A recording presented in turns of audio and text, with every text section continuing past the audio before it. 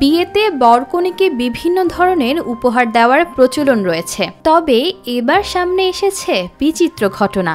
বিয়েতে উপহার দেওয়া হয়েছে 100 খাটাস। উপহার পাওয়া এই প্রাণীর দাম প্রায় 85 লাখ টাকা। এই ঘটনাটি ঘটেছে ভিয়েতনামের দক্ষিণ পশ্চিমাঞ্চলে।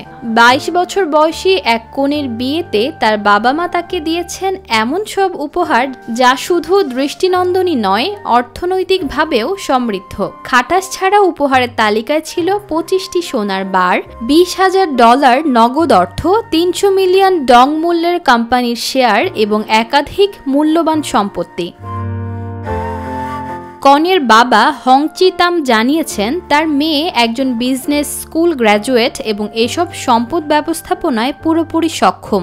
তিনি উপহার দিয়েছেন এমন সম্পদ যা ভবিষ্যতে আয়ের উৎস হতে পারে। খাটাসগুলো বিক্রি করুক বা পালন করুক, সিদ্ধান্ত তার মেয়ের হাতেই।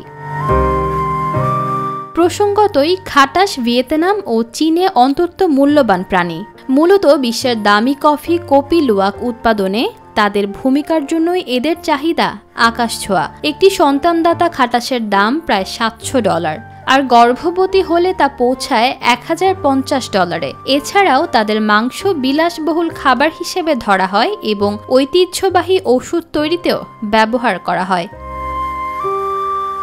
এমন ব্যতিক্রমধর্মী উপহার শুধু নতুন দম্পতির আর্থিক ভিত্তি মজবুত করে না, বরং সমাজের সম্পদ বিনিয়োগের একটি ব্যতিক্রমী উদাহরণ হিসেবেও আলোচনার জন্ম দেয়।